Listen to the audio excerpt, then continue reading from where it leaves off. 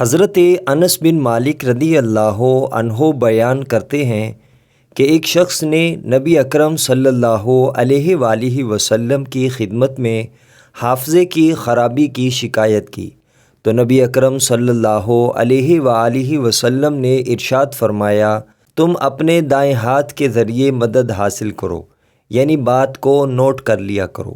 مجموع الزوائد حدیث نمبر 682۔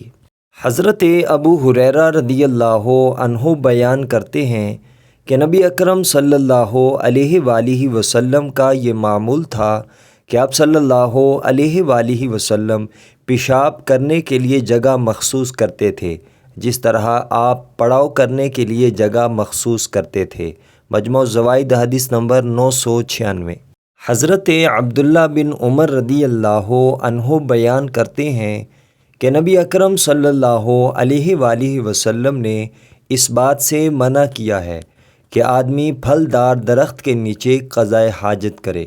آپ صلی اللہ علیہ وآلہ وسلم نے اس بات سے بھی منع کیا ہے کہ بہتی ہوئی نہر کے کنارے پر قضائے حاجت کی جائے۔ مجموع الزوائد حدیث نمبر 1000۔